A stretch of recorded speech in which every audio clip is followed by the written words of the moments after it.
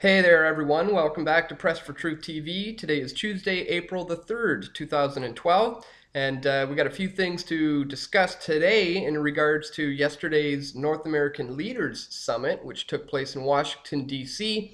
There have been a few articles that have surfaced in regards to some of the things that were discussed in those meetings, so let's just get right into it today. This just out from the Globe and Mail.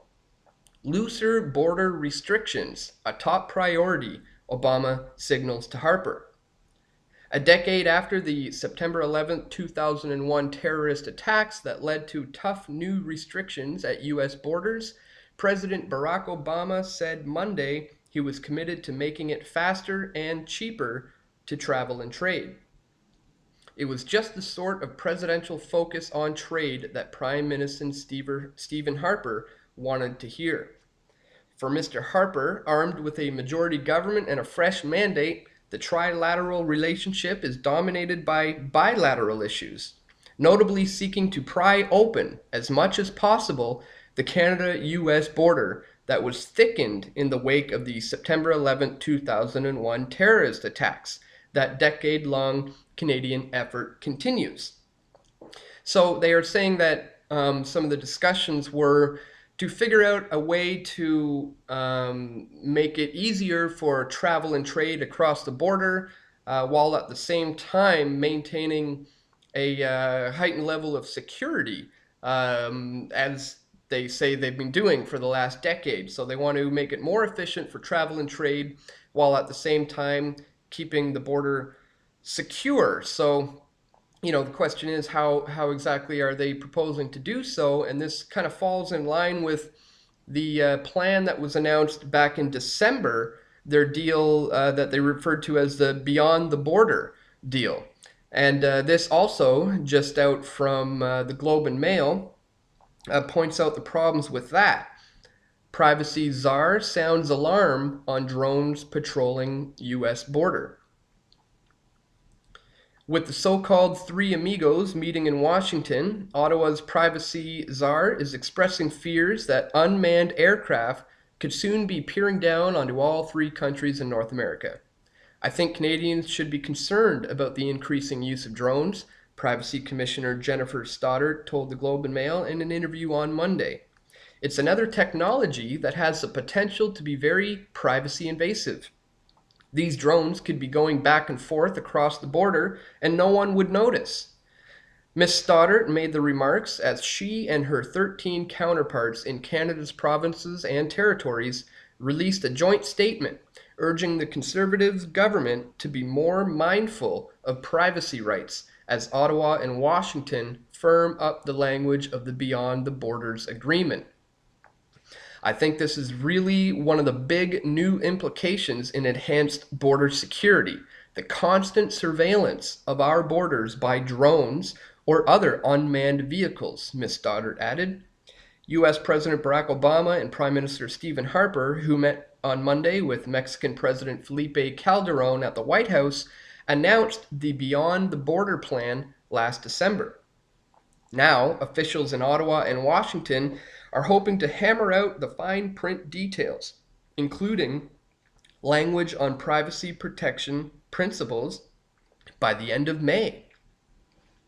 The overreaching goal is to create a common security perimeter around Canada and the United States through shared intelligence and policing programs, initiatives that should curb Washington's fears of cross-border terrorism and help meet both countries' need for bilateral trade. And I find it interesting that they have such an issue with so-called cross-border terrorism at the Canada-US border. There hasn't, in the decade since 9/11, hasn't been any instances of any kind of terrorism-related instances that I know of at the Canada-US border. And some people may suggest that, well, that's because the security, these deals are doing their job. And we're not seeing any of these terrorism-related threats because the heightened security is working. And I suppose that could be the fact, or It could be the fact that there never really was any kind of a terrorist threat to begin with in the first place. Because more often than not, 9 times out of 10, these types of uh, terrorists' attacks are orchestrated by the government, especially in the case with the attacks of September 11th. This is one of the biggest lies that have been told to my generation, anyways, is this idea that 19 Muslim extremists armed with box cutters managed to take over the most powerful military in the world. They managed to hijack 4 airplanes and fly them around for nearly an hour without being intercepted, and somehow managed to take 2 of those planes and knock down 3 buildings in Manhattan with just 2 planes, and all supposedly orchestrated by the CIA asset known as Osama bin Laden. And to me, that is just a ridiculous conspiracy theory, and there's just so many holes in it. There's a good video that was made by my friend at the Corbett Report, James Corbett, that I'll put a link to in the description, which kind of outlines the conspiracy theories coming from the government in regards to the September 11th attacks, everything you need to know about the 9/11 conspiracy in under 5 minutes. It's a really good video, so I'll put a link to that in the description. And you know, we're so passionate about getting this information out there, because, as I said, this is the biggest lie that is being told to our generation, and that's why we're very excited to release our newest DVD here, the Toronto Hearings on 9/11, uncovering 10 years of deception. And that's also why tonight I will be going down to the University of Toronto to meet with Richard Gage, where he's doing his cross-Canada speaking engagement, where he's giving his PowerPoint presentations and providing the scientific evidence that shows and proves how many of the things that we are told in the official narrative of what took place that day could not have possibly happened.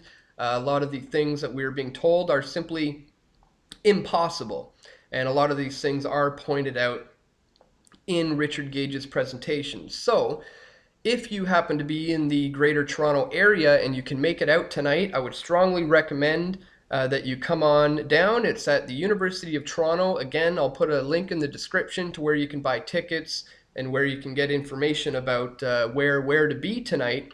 And again, I'll be there to talk with some of you guys a little bit about our upcoming DVD. So we hope to see you there. They had a great turnout last night in Ottawa. I hear it was a packed house, over 150 people there.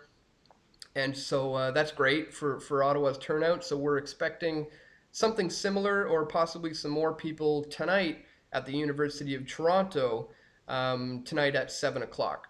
So again, guys, this is one of the biggest, most important things that our generation has had to deal with, and had to fight and struggle all this time to try to get the information out there.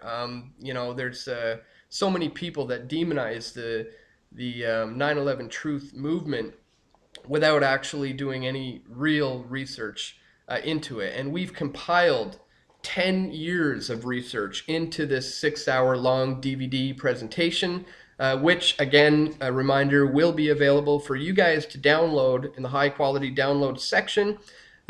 So if you can't make it out tonight, a lot of his presentation will still be included in the DVD. But I do hope to see you there this evening at 7 o'clock at the University of Toronto.